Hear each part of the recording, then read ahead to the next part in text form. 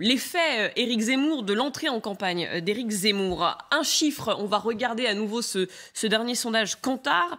Seuls 40% des Français considèrent qu'elle représente la droite xénophobe. Ils sont 64% à le penser pour Éric Zemmour. Marine Le Pen, qui était l'invitée du journal de TF1 hier soir et qui le dit, je veux être la candidate de tous les Français. On l'écoute. Je veux être la présidente d'absolument tous les Français, parce que je crois que la France a besoin d'unité. Elle a besoin de se réunir à nouveau, parce qu'elle a été terriblement divisée par Emmanuel Macron.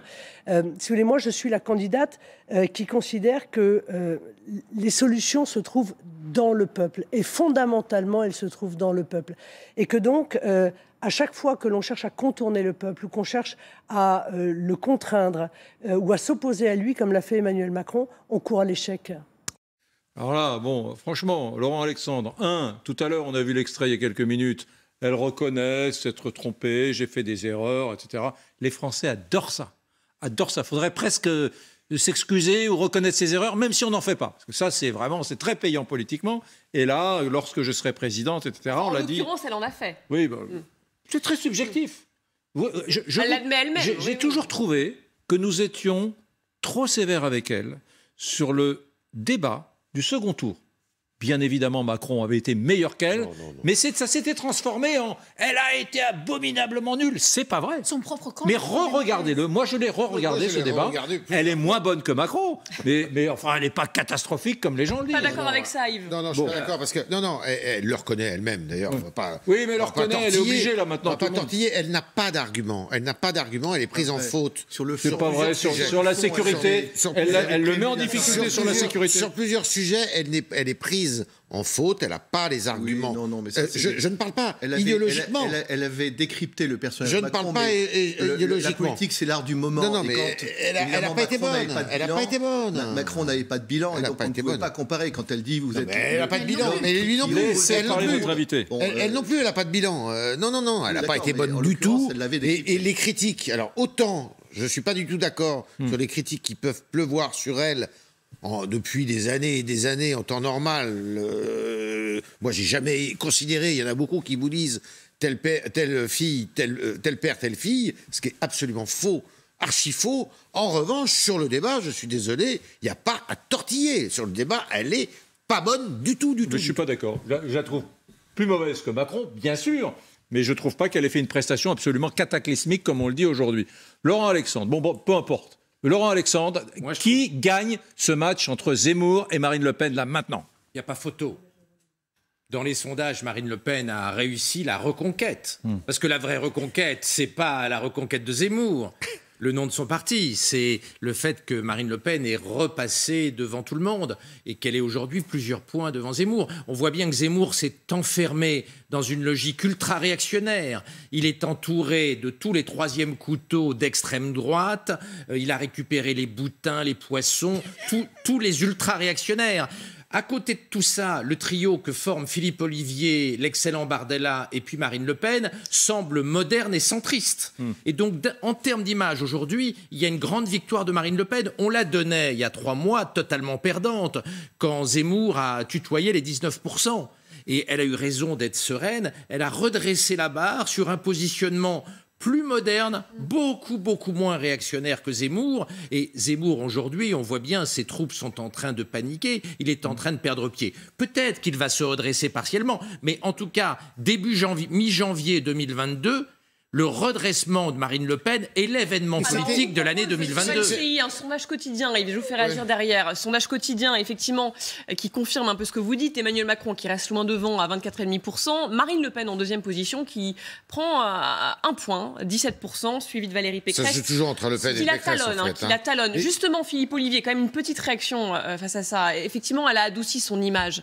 Est-ce que vous n'avez pas peur que finalement la place soit compliquée à trouver entre Éric Zemmour et Valérie Pécresse, qui reste un danger pour Marine Le Pen? Sa qualification au second tour, on le disait, n'est pas du tout assurée. Peut-être que Valérie Pécresse prendra le dessus. Non, mais vous savez, la politique, c'est l'école de l'humilité. Donc, il faut sous-estimer aucun candidat. Et Valérie Pécresse est une candidate qui a quand même un socle de voix, même si LR n'est plus l'UMP ou le RPR et l'UDF d'hier. Moi, je crois que Marine fera la différence par son tempérament. C'est quelqu'un qui a vraiment à la fois du charisme, mais une capacité de combat qui est hors norme. Et je pense qu'à partir du moment où le débat va commencer, eh bien, elle va faire la différence très nettement. Alors moi, je ne suis pas tout à fait d'accord avec Laurent, mais en fait, si, mais j'aurais pas parié sur Marine Le Pen quand Éric Zemmour est rentré en campagne. Pourquoi? Parce que j'étais persuadé, et c'est le match qui va avoir lieu entre... Je pense, parce que même Madame Pécresse est obligée... ce qui est extraordinaire, c'est qu'ils ne se bouffent pas le nez entre Pécresse, Zemmour et Le Pen. Ils disent rien les uns sur les autres. Parce qu'évidemment, ils pensent tous au deuxième tour. Enfin, donc, Marine Le Pen et Éric Zemmour... Oui, mais ça pourrait être beaucoup plus violent que ça. Et en fait, il y en a qu'un qui se prend toutes les flèches, c'est Macron. Ce que je veux dire par là, c'est que le match, il va avoir lieu entre guillemets progressiste et entre guillemets nationaliste, et je pensais que ça serait le plus nationaliste des deux, au moins dans le verbe, qui serait en tête, c'est-à-dire Éric Zemmour. C'est toujours celui qui est le plus affirmé, qui traditionnellement en France arrive à ses fins. Et là, c'est tout à fait étonnant. Ça aurait été le cas si Zemmour n'était pas devenu la caricature de Zemmour. Or, Zemmour est devenu la caricature de Zemmour. Il est Zemmour. Non. Alors, je le connais bien, il est Zemmour. Non, il est devenu la caricature de Zemmour. Il est de plus en plus clivant. On dirait qu'il le fait exprès. Ses propos sur les handicapés qui ont révolté Damien Abad, le chef des députés LR, qui est lui-même handicapé, sont une caricature. J'ai pas la même lecture que vous. On va en parler dans un instant de ces propos polémiques sur les handicapés. Une dernière réaction peut-être avec vous, Philippe Ollivier. Je voulais vous faire réagir aux propos de Robert Ménard, proche du Rassemblement national. Voilà ce qu'il dit. Ils disent la même chose. Marine Le Pen et Éric Zemmour, c'est la droite la plus suicidaire du monde. On est foutu de perdre les élections à cause de leur égo. Je leur ai dit, vous risquez de vous trouver dans une situation où aucun des deux ne sera au second tour. Vous lui répondez quoi? Moi, je lui réponds qu'il a raison. Je pense qu'il faut absolument que les électeurs groupent leur voix sur Marine, qui a le plus de chances de l'emporter. On le voit, Éric Zemmour nous dit « Je vais faire l'alliance entre les voix RN et les voix LR ». Et le sondage Kantar nous dit que Marine Le Pen a un taux d'approbation largement supérieur chez les sympathisants LR par rapport à Éric Zemmour. Donc en fait, au fur et à mesure, on se rend compte que la candidature Zemmour n'apporte rien, qu'elle affaiblit, mais qu'elle n'apporte rien. Et je pense que les électeurs du camp national s'en rendent compte et finalement reviennent à un vote efficace. Une petite question avant que vous nous quittiez. Vous êtes conseiller spécial de Marine Le Pen, vous êtes très proche du clan Le Pen, vous échangez beaucoup avec elle. Pourquoi est-ce que vous êtes si rare dans les médias? C'est vrai, nous, on a des programmateurs dans les émissions de télévision qui appellent, on voudrait un parlementaire, ce soir on fait un débat là-dessus, etc. Vous n'êtes pas celui qui court spontanément après les micros. Non, je suis plutôt un homme de l'ombre. Alors, il m'arrive de m'exprimer publiquement, je le fais quelquefois, je le fais avec plaisir sur votre plateau, mais je suis plutôt un homme de l'ombre. Très bien. Merci beaucoup Philippe Ollivier d'être venu nous voir sur notre plateau ce soir. Alors on en a déjà beaucoup parlé d'Éric Zemmour et on va faire le point sur sa campagne à lui qui traverse un trou d'air, on peut le dire. Dernier événement dans l'actualité, il a été condamné. À nouveau, Éric Zemmour condamné à 10 000 € d'amende pour provocation à la haine raciale. Le candidat avait qualifié chez nos confrères de CNews les migrants mineurs isolés de voleurs, d'assassins et de violeurs. Il va faire appel. Regardez ce qu'il dit précisément. Je ferai appel de cette décision. Ce système fabrique du délit d'opinion de manière industrielle. Il est urgent de chasser l'idéologie des tribunaux et il persiste et signe. Éric Zemmour aujourd'hui, on l'écoute. Évidemment, je vais faire appel. Je maintiens évidemment mes propos. Et deuxièmement, je considère que la position la plus humaniste, je dis bien humaniste, quand on trouve des enfants ou des adolescents dans un autre pays que le leur, loin de leurs parents, et de les ramener à leurs parents. C'est la position qui protège le plus les Français, car tous les rapports le disent, tous les policiers le disent. Il y a une explosion de la délinquance et de la violence venue de ces clandestins qu'on appelle mineurs isolés. Et il dénonce un procès politique, une justice politique. On l'écoute à nouveau. Oui, je me suis repris parce que je sais Je sais que ça va devenir, qu'on va m'attaquer. Je connais la logique. Vous savez, ça fait 10 ans qu'on me harcèle judiciairement. On veut me diaboliser, on veut, par la justice, me faire taire. Parce que je suis le seul candidat à l'élection présidentielle à poser cette question majeure de l'immigration, de l'identité de la France et du grand remplacement. Les Français savent ce qu'ils vivent, ils savent ce qu'ils subissent. Et je dirais, non seulement ainsi je protège mon peuple, le peuple français, mais en l'occurrence, je vous le répète, c'est moi le plus humaniste. Car je le répète encore une fois, pour ces enfants, pour ces jeunes, la solution la plus humaine est de les rendre à leurs parents. Ils n'ont rien à faire ici. Je tiens à le redire. C'est une justice politique. Vous attaquez la justice avec ces propos. Je n'attaque pas la justice. J'estime qu'on me fait un procès politique. Moi, je veux comprendre, les amis, parce que on peut dénoncer la situation des mineurs isolés en France. On sait tous parfaitement qu'il y a de l'abus sur ce registre. On peut parler des Juifs et du maréchal Pétain, avec peut-être un peu plus de nuances que l'histoire, en essayant d'apporter des correctifs, soit. Mais on ne dit pas les Juifs, on dit des Juifs. On ne dit pas les mineurs isolés, on dit des mineurs isolés. Enfin, je n'arrive pas à comprendre comment cet Éric Zemmour, qui est un observateur de la chose politique depuis des années et des années, fonce comme ça dans le mur, sans discernement, en essentialisant tout le monde. Il essentialise les Juifs, mais non, mais oui, mais après il corrige. Mais pourquoi est-ce qu'il dit les mineurs isolés sont des délinquants, des assassins, des criminels? Sa défense qu'il fait là, au micro, n'a rien à voir avec les propos qu'il a tenus. Oui, mais on condamne pour les propos. Non, il faut le dire aux téléspectateurs. Il dit... Et là, il a des propos effectivement humanistes, en disant c'est pas normal de voir des enfants traîner en gros dans la rue, pas chez eux, pas dans leur pays. Et ces gens-là, il faut avoir de la pitié pour eux, il faut les ramener à leurs parents. Non, mais c'est pas du tout ce qu'il dit dans les propos condamnés. Oui, c'est pas du tout ce qu'il dit. Les migrants mineurs isolés sont des voleurs, des assassins et des. C'est ce que je suis en train de vous dire. Oui. Il est en train d'adopter une défense à l'écran qui n'a rien à voir avec les propos qu'il a tenus. Oui, mais on est d'accord. Renaud. Pour essayer de répondre à votre question, Éric, on avait cru, enfin en tout cas des commentateurs avaient dit qu'après Villepinte, il avait fait sa mue de candidat, Éric Zemmour. Non. La mauvaise séquence qu'il a depuis plusieurs jours montre qu'il n'a pas fait sa mue de candidat, qu'il reste un polémiste. Et qu'il reste un polémiste. Pourquoi sa condamnation? Ouais, mais dans ce cas-là, quand vous êtes en campagne présidentielle... Attendez, je termine. Bientôt fini. Lorsque vous êtes en campagne présidentielle, une condamnation comme ça, ça vous ramène à votre passé. Donc c'est mauvais. Ça le ramène à son passé de polémiste. Il est en pleine... Elle va être courte, la campagne. On est à 2 mois et demi du premier tour. Il est obligé de se justifier sur des propos de polémiste. Et en plus, il fait diversion. Il ne se justifie pas correctement. Deuxièmement, pourquoi il est polémiste? C'est qu'il est idéologue. C'est un idéologue, Éric Zemmour. Et lorsque vous êtes idéologue et que vous voulez faire rentrer un cercle dans un carré dans un cercle, et que dès que vous entendez le mot inclusion, éruptif, inclusion, même sur les enfants en situation de handicap, il entend inclusion. C'est ce qui est fou, Renaud. Un idéologue qui parle sans surmoi, comme il parlait il y a 5 ans sur les plateaux de télé. Quand vous avez été des dizaines de fois dans les prétoires, accusé d'avoir incité au racisme, par exemple, et sur d'autres registres, vous vous dites quand même... Au bout d'un moment, le cuir se tanne et vous savez qu'on ne dit pas les mineurs isolés sont des assassins.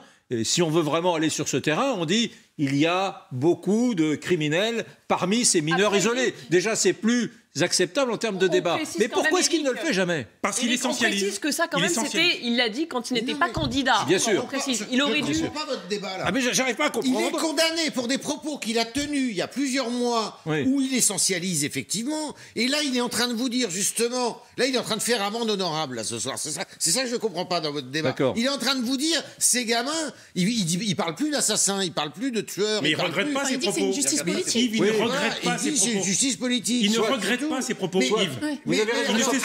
Après, moi, je voudrais dire... Oubliez ça, sauf qu'il ne cesse d'essentialiser sur tous les sujets. Je voudrais dire à Renaud qu'il ne fallait pas qu'il s'attende, et qui a imaginé 2 secondes qu'après Villepinte, il pouvait changer? Mais absolument pas. Ce qui fait la force d'Éric Zemmour, c'est justement de absolument jamais faire amende honorable. Est-ce que ça fait sa force quand on le regarde dans les sondages? Sa force, c'est ça, sa ligne, je dirais. On peut être candidat. Cela dit, force ou pas, je sais pas. On peut être candidat comme ça. Mais il a un pari au début. Il vous l'a dit.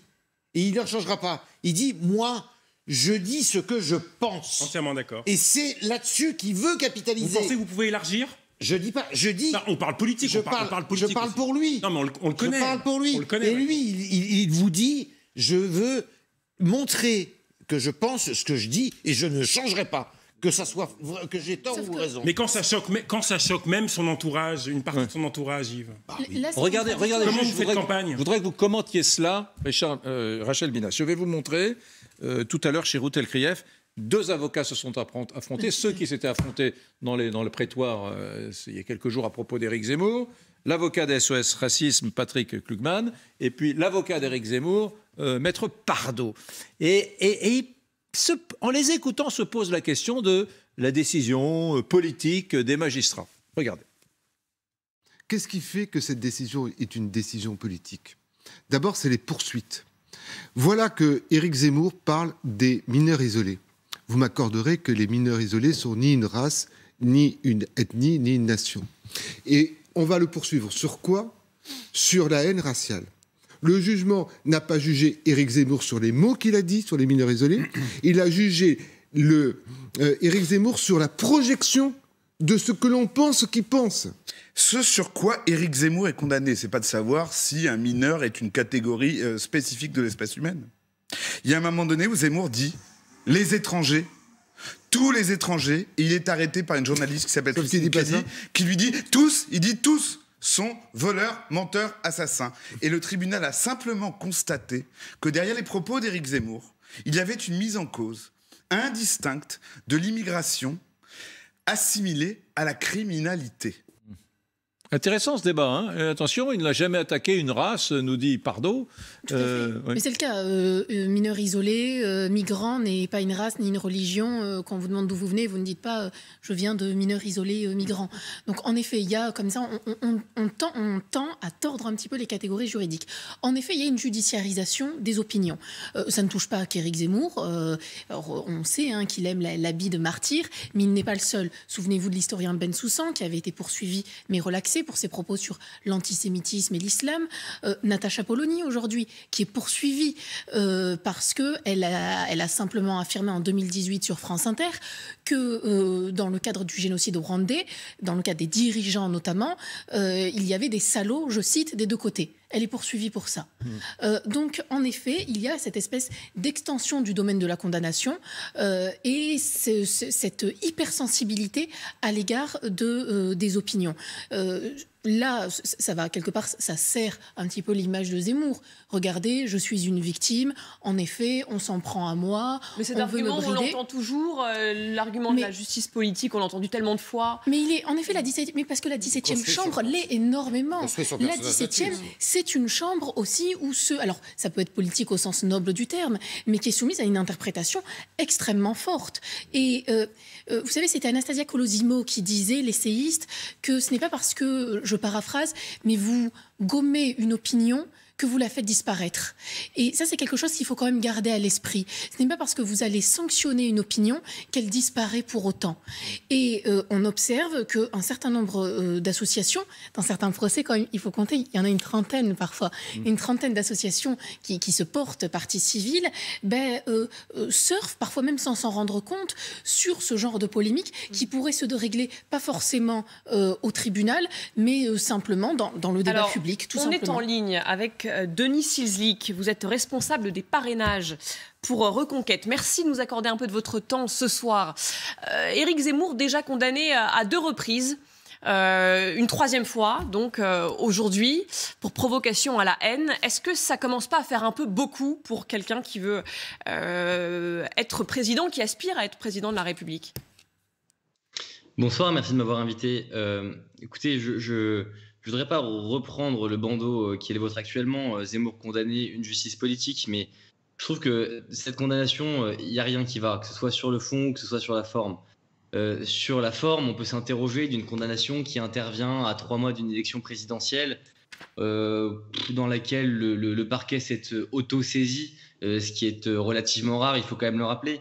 Sur le fond, on peut s'interroger aussi d'une condamnation qui intervient alors même que on est dans une situation où, en réalité, 91% des mineurs isolés qui sont testés en matière osseuse pour leur âge sont finalement découverts comme étant majeurs, où 76% des déferments devant les tribunaux de mineurs parisiens sont des mineurs isolés. Donc il y a beaucoup d'interrogations en réalité autour de cette condamnation. Éric Zemmour va faire appel et je suis certain qu'en appel, la condamnation ne sera pas prononcée et que en réalité, on sera dans une situation où les juges auront la capacité. Moi, je fais vraiment confiance en réalité aux juges en appel parce que souvent, Éric Zemmour a été condamné en première instance et acquitté en seconde instance. En seconde instance, on est moins dans l'idéologie, on est plus dans le droit et je ne vois pas comment on peut considérer qu'Éric Zemmour est coupable. J'ajoute pour terminer que, vous savez, les mineurs isolés, ça n'est ni une race, ni une ethnie. Les mineurs isolés, ce sont une catégorie juridique et il se trouve qu'Éric Zemmour a été condamné aujourd'hui pour incitation à la haine raciale. Franchement, cette condamnation est, oui, je le crois, très politique et c'est pas un argument ressassé et encore ressassé, ça n'est que la stricte vérité. Rachel Binas. Bonsoir monsieur, est-ce que vous faites vôtre les propos justement d'Éric Zemmour à l'époque? Est-ce que vous pensez également que tous les mineurs étrangers isolés sont des violeurs et des voleurs? Alors pardonnez-moi Madame Binas, mais ça n'est pas ce qu'a dit Éric Zemmour. Et d'ailleurs, si vous aviez lu la décision qui a été rendue aujourd'hui, vous vous en rendriez compte. Éric Zemmour a dit qu'il fallait tous les expulser. Il a dit que les mineurs isolés n'avaient rien à faire en France et qu'il fallait de ce fait qu'ils soient tous expulsés. En revanche, il a pris la peine de dire qu'ils n'étaient pas tous des violeurs et pas tous des criminels, contrairement au montage odieux qui a été fait par la suite et diffusé partout. J'espère que cette réponse vous suffit. Effectivement, dans cette interview, dans cet échange sur une chaîne concurrente en 2020, la journaliste Christine Kelly le relance et lui dit, en gros, elle lui reproche, dans le débat, dans la discussion, d'avoir dit les, et effectivement, dans sa réponse, dans sa relance, il nuance. Il se corrige. Il se corrige, il nuance et il dit que même s'il y en a une petite partie qui sont des criminels, etc. Mais son premier mot était les. Oui, mais son premier mot était les. Vous restez avec nous, Denis. Juste une petite question. Revient dans l'esprit, j'imagine, d'Éric Zemmour, le spectre de la déchéance de Fillon et en particulier du tempo judiciaire qui a prévalu il y a 5 ans, en 2017. C'est pour ça que beaucoup de gens parlent de justice politique. Est-ce que ça vous semble être du même tonneau? Est-ce que chez vous, aujourd'hui, dans le parti Reconquête, vous dites il y a aujourd'hui une volonté de certains magistrats d'instrumentaliser la chose judiciaire pour nuire à notre candidat, comme ça a été fait pour Fillon? Est-ce que c'est un discours qu'on a chez vous? En tout cas, pour être franc, M. Brunès, on ne peut pas complètement se l'enlever de l'esprit. En plus, vous savez que dans nos rangs, il y a des anciens électeurs de François Fillon, j'en fais partie. On se rappelle très bien de ce tempo judiciaire, on se rappelle aussi du mur des cons, qui avait profondément choqué à l'époque, et à juste titre. Donc on est vigilant, c'est quelque chose auquel on pense. Pour autant, on fait confiance à notre candidat, on sait que les gens sont de moins en moins naïfs par rapport à l'idéologisation de la justice, et donc on fait aussi confiance aux gens pour être capable de discerner dans les difficultés que l'on peut rencontrer et qui sont parfois provoquées par des magistrats qui sont plus des politiques que vraiment des personnes indépendantes. Merci Denis Cieslik, merci beaucoup. Merci pour votre invitation. Bonne soirée à vous. Bonne soirée à vous. Oui, je voulais ajouter, c'est quand même très différent entre Fillon et Zemmour. Fillon, qu'est-ce qui se passe? Des histoires alors certains vont parler de détournement de fonds, de costumes, de tout ce que vous voulez, des histoires de coulisses. Alors que là, c'est des attaques, je dirais, et des reproches qui lui sont faits sur l'idéologie qu'il porte. Mais ce qu'il faut savoir aussi, c'est qu'Éric Zemmour, tout comme d'ailleurs les Le Pen et surtout Jean-Marie Le Pen par le passé, fait de la victimisation un fonds de commerce. C'est une façon aussi de faire de la politique. Et Jean-Marie Le Pen en a beaucoup usé. Et lui, il en use de la même façon, si vous voulez. Et ça parle vraiment encore aux Français? Mais pourquoi pas? J'en sais rien. C'est son choix. C'est pas le mien. Sauf que là, il faut quand même reconnaître qu'il est rattrapé pour une affaire qui est très antérieure à sa candidature à l'élection présidentielle. Il a un autre procès qui arrive bientôt, là, jeudi, je crois. Il va être jugé en appel jeudi pour contestation de crimes contre l'humanité pour ses propos sur le maréchal Pétain. Sur le maréchal Pétain. Alors ça, c'est une affaire. Et je peux en parler assez savamment, puisque c'est moi qui a arbitré le débat entre lui et le rabbin Bernheim à la grande synagogue de la Victoire à Paris. Où il a prononcé ses mots. Où il a plaidé contre Paxton, enfin contre la thèse de Paxton sur le rôle que jouait le maréchal Pétain vis-à-vis des Juifs français pendant la guerre. Et en face de lui, il y avait Gilles Bernheim, l'ancien grand rabbin de France, qui était en opposition. Et moi, j'étais... et je peux vous dire qu'il n'y avait pas une mouche qui volait dans la synagogue, d'ailleurs, ce jour-là, alors qu'il a eu des propos très précis, très fermes, qui est la thèse qu'il a toujours, il faut le dire, toujours défendu. C'est pas pour ça qu'on doit être d'accord avec vous. Alors, après, qu'on doit être d'accord avec lui, pardon. Après, l'histoire des handicapés, je ne sais pas si on y vient, mais... On y vient tout de suite. Alors, l'histoire des handicapés, vous faites le... Alors justement, on va l'écouter. Vous ne lui piquez pas son job, vous êtes d'accord, Yves? Vous pouvez... Si elle vous remplace, c'est bien aimable. On fera un duo. Laissez-lui son job. Moi, j'y crois à ce duo avec Yves Tréhard. Bon, effectivement, parce qu'il accumule les polémiques, Éric Zemmour, notamment donc sur l'accès à l'école des enfants handicapés. Ça s'est passé lors d'un déplacement dans le Nord ce week-end. Il le dit, il faut des écoles, des établissements spécialisés pour les handicapés, ce qui va à l'encontre de la loi de 2005 sur le sujet. On écoute Éric Zemmour. Vous disiez que vous étiez favorable à une classe avec uniquement des enfants en situation de handicap. Je pense que il faut effectivement des établissements spécialisés. Je pense que, sauf les gens qui sont légèrement handicapés, évidemment, qui peuvent rentrer dans les classes, mais Madame connaîtra ça mieux que moi. Mais pour le reste, oui, je pense que l'obsession de l'inclusion est une mauvaise manière faite aux autres enfants et à ces enfants-là, qui sont les pauvres complètement dépassés par les autres enfants. Donc je pense qu'il faut effectivement des enseignants spécialisés qui s'en occupent. Voilà, et on rappelle qu'il y a une loi, la loi du 11 février 2005, qui édicte notamment le droit à la scolarisation pour tout jeune en situation de handicap. Réaction d'Antoine Diers, parce que ça fait beaucoup réagir. Alors lui, il est porte-parole de Reconquête, il assume, c'était ni une bourde ni une erreur. Le handicap est le sujet le plus corseté par le politiquement correct et le boboïsme. Zemmour parle avec sincérité, contrairement aux bien-pensants. C'est exactement l'inverse. C'est exactement l'inverse. C'est justement un sujet qui est tant mieux, mais qui échappe aux idéologies. C'est-à-dire que là, c'est du pur, c'est du pragmatisme. Quand ça marche et quand un élève handicapé peut suivre on va dire un parcours traditionnel classique, eh bien on le met, ça le tire vers le haut et tant mieux. Parfois, c'est pas possible, ça fait plus de mal que de bien à la classe, à lui-même, et dans ce cas-là, on le met dans un établissement spécialisé. S'il y a bien un sujet justement qui échappe à ces postures, ça doit être celui-ci. Ceci étant dit, alors de toute façon, bon, il connaît pas le sujet, hein, donc non. Un de plus. Ceci étant dit, on peut voir quand même, alors je ne dirais pas d'hypocrisie, mais un manque de rigueur de la part de ceux qui se sont indignés, qui pour certains font partie ou ont fait partie de gouvernements qui n'ont pas mis 1 euro de plus dans la situation du handicap, des aides de vie scolaire qu'il manque. À chaque élection, on promet des postes qui ne sont jamais créés. Donc, quand on s'émeut à ce point-là de la situation des handicapés, il faut que derrière, quand on a pu l'avoir, on ait un bilan suffisamment costaud, justement, pour que cette indignation paraisse assez légitime. Alors, 380 000 enfants handicapés scolarisés en France, un petit peu moins de 400 000. Il y a 135 000 assistants, on appelle ça les SHS. Voilà. Donc ce sont des assistants qui sont recrutés, payés par la puissance publique, pas très bien payés d'ailleurs, plus 35% en 5 ans, c'est-à-dire que leur nombre d'assistants a augmenté. Alors ça c'est important, ce sont des assistants qui suivent un jeune handicapé pendant son parcours scolaire. Parfois c'est un assistant, un jeune, quand il y a un handicap assez lourd. Pour un enfant aveugle, par exemple. Comment ? Pour un enfant aveugle. Pour un enfant aveugle. Parfois, c'est un assistant va prendre en charge sur son parcours scolaire 2 ou 3 enfants dans la même semaine. Voilà, donc c'est quand même une des richesses et une des beautés de la République française, parce que 135 000 assistants payés par le gouvernement, il en manque, attention, hein. Payé par la puissance publique, c'est quand même quelque chose de pas mal. On a un peu découvert le handicap, du coup, avec cette bévue de Zemmour. Il faut aussi, pour être parfaitement honnête, dire qu'il y a des associations qui se battent pour ce que dit Zemmour. C'est-à-dire qu'il y a des associations qui disent, mais plutôt que placer un enfant dans le monde scolaire, on voit très bien que ça ne sert pas. On voudrait avoir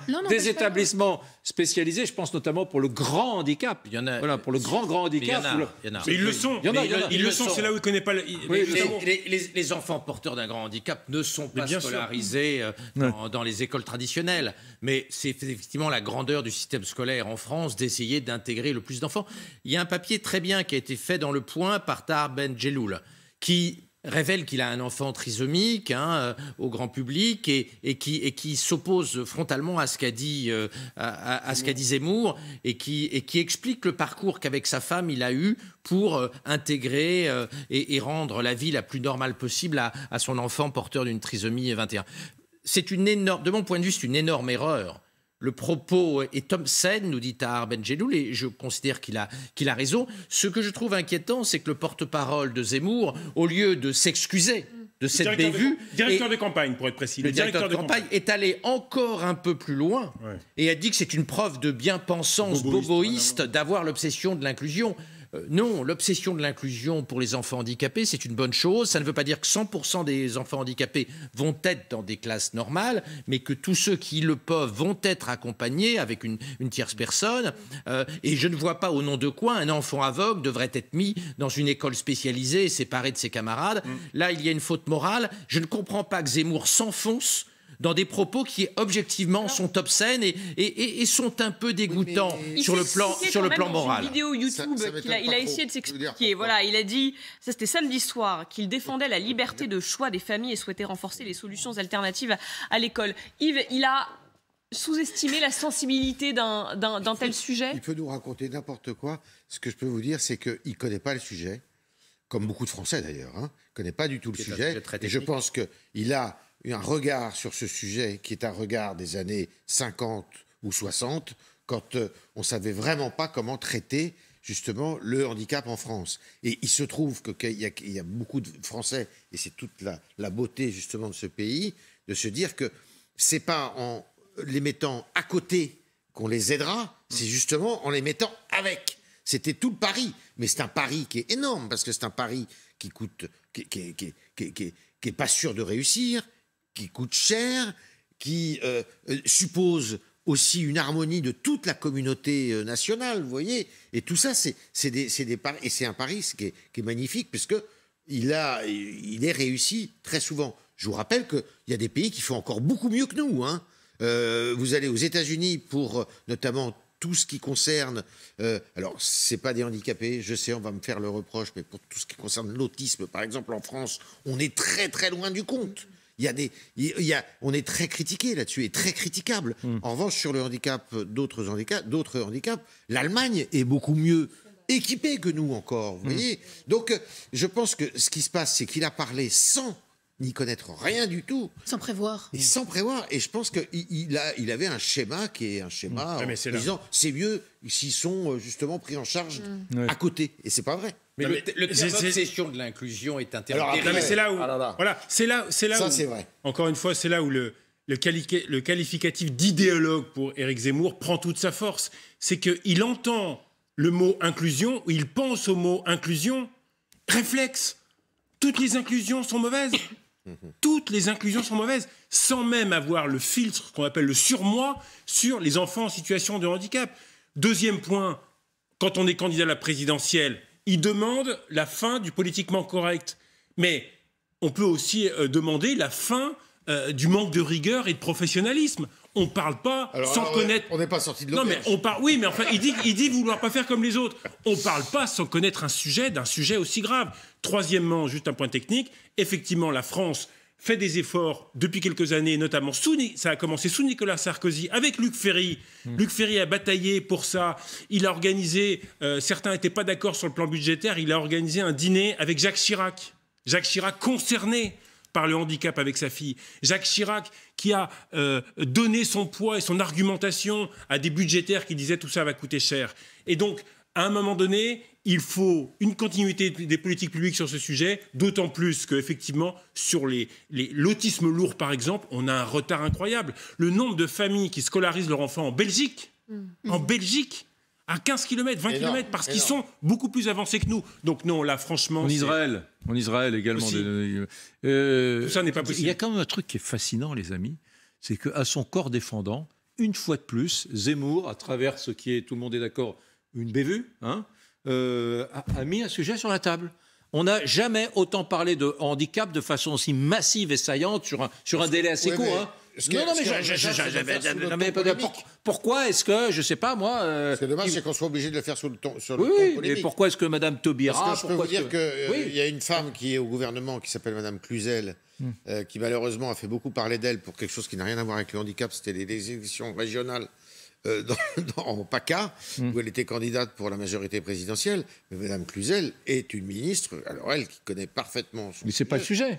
Pas le sujet. Et qui a fait progresser. Bien sûr. Qui a fait progresser. Moi qui n'avais pas d'avis sur la question, par exemple, qui suis un simple citoyen, j'ai soudainement, grâce à ce débat qui a été très court, hein, mais violent, âpre, j'ai soudain la certitude que l'inclusion d'un gamin qui a un handicap moyen ou léger dans une classe, c'est la meilleure façon de le prendre en charge, son parcours scolaire. Et c'est bénéfique. Je trouve que la façon dont ça a été posé, finalement, ça a été diablement efficace parce que tout le monde a une position maintenant. Et c'est bénéfique pour les autres enfants parce que, et c'est ça ce que disent les pédophiles, parce que ça apprend la différence. Ça apprend la différence avec un autre enfant. Mais ça montre à quel point la pauvreté de cette campagne. Oui. Alors justement, est-ce que ça n'a pas un peu des conséquences? On ne parle pas des sujets des quotidiens des Français. Est-ce que ça n'a pas un peu un impact sur la campagne d'Éric Zemmour? Éric Zemmour, on va regarder le dernier sondage quotidien d'LCI. Il chute, Éric Zemmour. Voilà, il est maintenant vraiment clairement en 4e position, assez loin derrière, 4 points derrière Valérie Pécresse.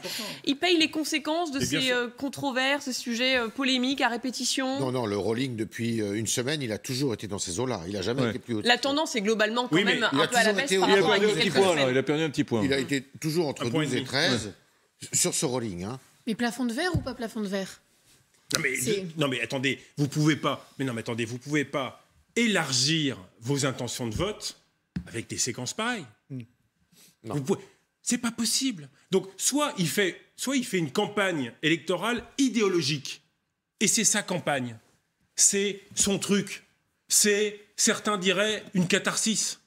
Certains diraient, d'autres vont dire, j'ai peut-être une sorte de psychanalyse, de projet personnel, où d'ailleurs il parle de la France, mais peu des Français. Il parle de la France toujours. Cela dit, il fait le score de Jadot, Taubira, Hidalgo et Rossel. Mais il faut sauf que il faut qu'il prévienne ses partisans. Il faut qu'il prévienne ses partisans en disant, je vous promets, on ne montera jamais à 17-18. N'oubliez jamais les études des psychosociologues américains Laswell et Lazarsfeld, années 50, qui disent plus on s'approche de l'échéance électorale, plus les brebis égarées rejoignent leur troupeau naturel. Ça veut dire qu'il y a peut-être beaucoup de gens qui sont chez Zemmour depuis le mois de septembre, qui disent dans les sondages, moi je vais voter Zemmour, mais qui mois de janvier, février, mars, vont dire non, moi je reviens chez Marine Le Pen, ou je reviens chez Pécresse, ou je reviens chez Pécresse. Mais le vote utile, et je peux vous dire que, alors là, une coulisse, du côté de chez Marine Le Pen, tout à l'heure on n'a pas parlé, mais du côté de chez Marine Le Pen, c'est très intéressant.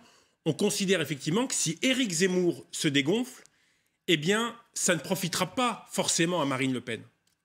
Elle travaille les catégories populaires. Pourquoi ? Parce qu'un proche de Marine Le Pen disait le vote entre Marine Le Pen et Valérie Pécresse, c'est aussi un vote de classe. Un vote de classe. La bourgeoisie pourrait retourner, par exemple, chez Valérie Pécresse, le vote Fillon, mais ne votera jamais Marine Le Pen, parce que disait un proche de Marine Le Pen, c'est vulgaire de voter pour un Le Pen. Ça se fait pas. Et les catégories populaires voteraient pour Marine Le Pen, là où d'autres disent « Oh non, voilà, on ne vote pas pour Marine Le Pen. » À ce moment-là, on va retourner chez Pécresse. Mais vous avez raison, le vote utile, s'il continue à aller de polémique en polémique, en mars, ils vont dire « Attendez, si on veut battre Macron... » Et puis les signatures, ça va rendre extrêmement difficile pour lui l'obtention des signatures, parce qu'il y a les élus qui peuvent hésiter, et puis il y a la question, on le sait, des LR, qui pourraient être poussés à donner justement leur signature, sachant qu'elle est publique. Les parrainages aujourd'hui sont publics. Ou les ralliements, vous pouvez pas vous... Ça rend là extrêmement difficile pour lui, une espèce de force d'agrégation autour de sa candidature. Rachel, ils ont tout intérêt à ce que Zemmour soit là, parce que sinon Marine Le Pen va trop... Mais il faut assumer derrière. Bon, attendez, c'est long, une campagne. Il peut y avoir une bonne séquence pour Zemmour la semaine prochaine ou dans 15 jours. Bien sûr. Et on peut oublier ça. Il peut y avoir un faux pas pour Marine Le Pen, le 5 pour Valérie Pécresse. Même jour que Marine Le Pen. Tout peut arriver. Bataille des meetings pour Marine Le Pen et Éric Zemmour. Vous restez avec nous, Renaud, parce que le grand moment de la soirée est arrivé.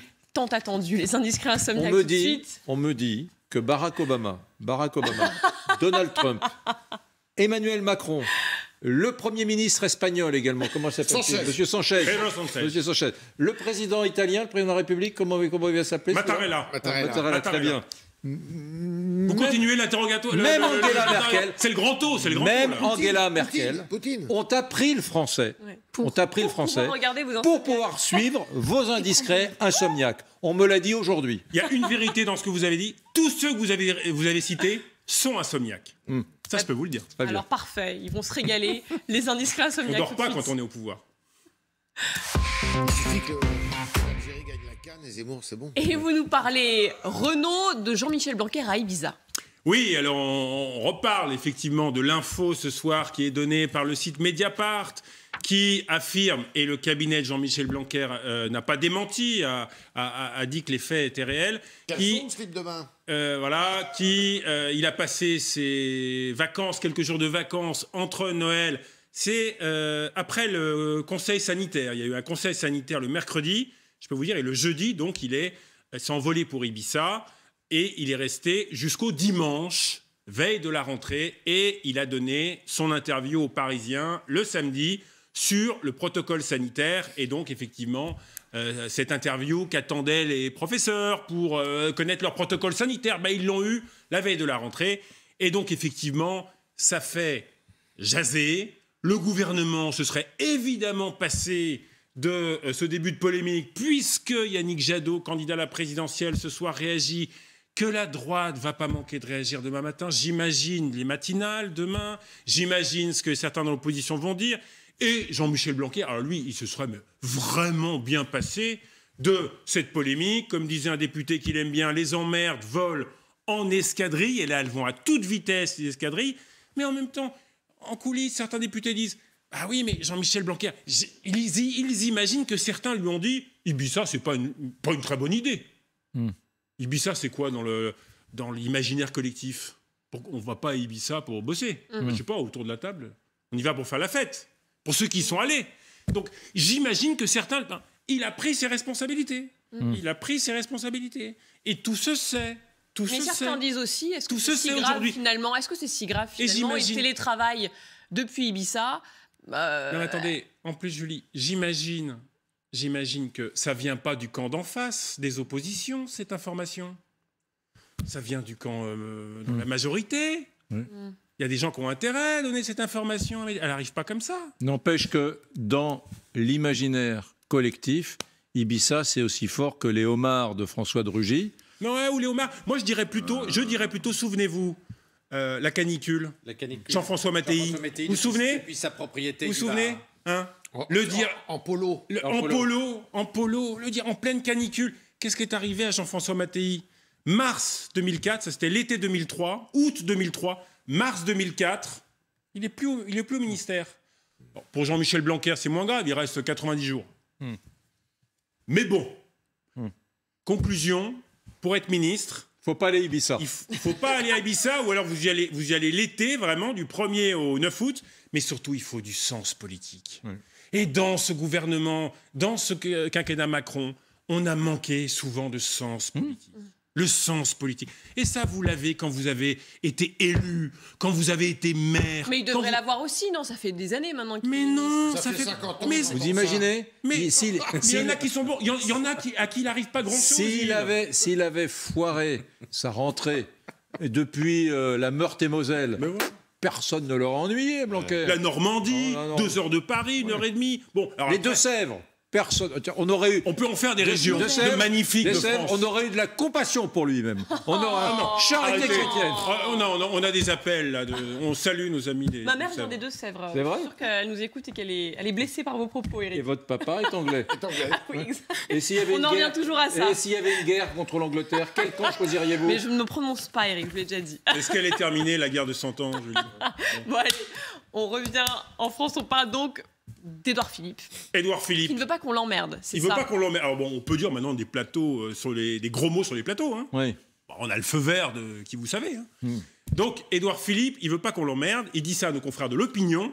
Pourquoi il dit ça? C'est parce que, alors c'est de la petite tambouille, mais enfin, c'est l'heure. Hein, on aime bien la tambouille un peu policienne, les coulisses. Il voulait, j'allais dire gober. C'est pas très bon. Il voulait fusionner avec le parti Agir. Vous savez, le parti de Franck Riester, le petit parti de centre-droit qui est dans la majorité. Horizon, qui est un parti de centre-droit, le parti d'Édouard Philippe, il disait, bon, normalement, on va avoir Agir avec nous. Et Franck Riester a dit, non, c'est pas possible parce qu'Emmanuel Macron veut pas. Et en réalité, c'est pas vraiment ça. C'est parce que Franck Riester veut garder sa boutique et qu'Emmanuel Macron il s'est pas occupé en disant, non, vous fusionnez pas, il faut faire suer Édouard Philippe. Non, il a dit, bon, Emmanuel Macron a dit, ça je peux vous dire, pas de tambouille de parti en ce moment, on a autre chose à faire, il y a la crise sanitaire, donc c'est pas le moment. Mais quand même, je veux pas qu'on m'emmerde Édouard Philippe, ça montre à quel point, je peux vous dire, la séparation entre les deux hommes, Emmanuel Macron et Édouard Philippe, c'est mal passé. Ça n'a pas été encore assez raconté. Ça a été mais glacial. Ça a été, je ne vais pas dire qu'ils ne se supportaient plus, mais enfin c'était extrêmement tendu entre les deux hommes. D'ailleurs, il n'y avait pas de face-à-face entre Édouard Philippe et Emmanuel Macron. Ils se voyaient toujours à 4, avec leurs 2 directeurs de cabinet. Jamais de face-à-face. Pas intime, pas du tout. Relation professionnelle. Et là, Édouard Philippe, il veut construire son destin à travers son parti Horizon. Et eh bien, il voit que c'est compliqué de prendre sa place.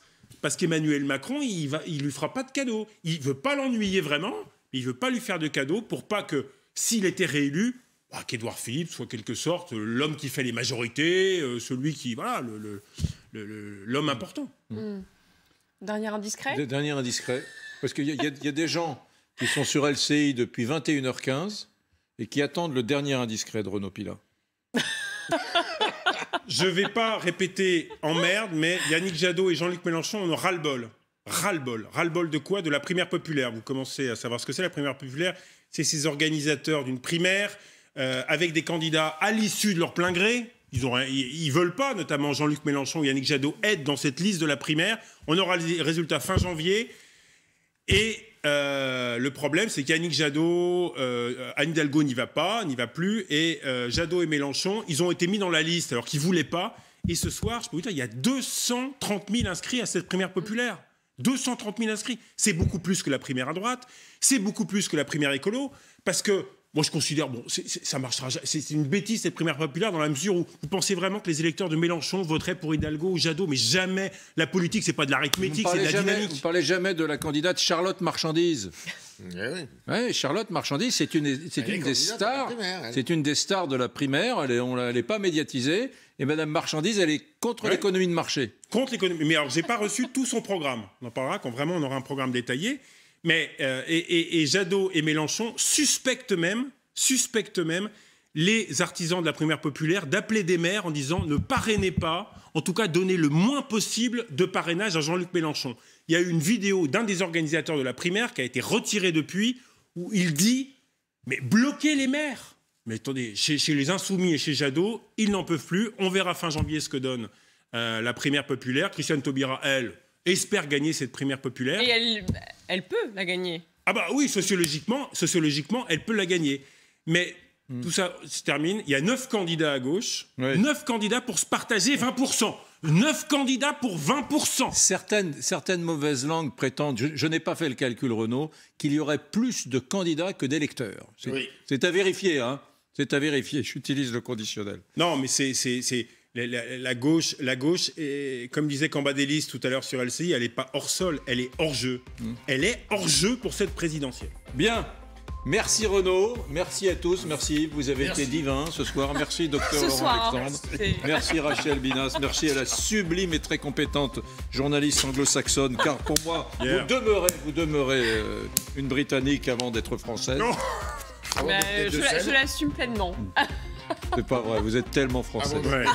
Bon les amis, je sais, ce soir c'était sympathique, mais vous verrez, demain de 22h à minuit, alors là on aura des éditorialistes de premier plan, et là vous allez voir ce que c'est qu'une émission. Vous allez voir ce que c'est. Vous allez avoir une révolte sur le plateau. Ça sera autre chose. Salut, très belle nuit. À minuit pile, soyez avec nous. C'est le journal politique insomniaque avec Julie, avec Renaud Pilas. Surtout Julie. Ce journal que la France entière, que le monde nous envie. De mon côté, je vais me coucher, je vais le regarder chez moi, mesdames et messieurs. Salut.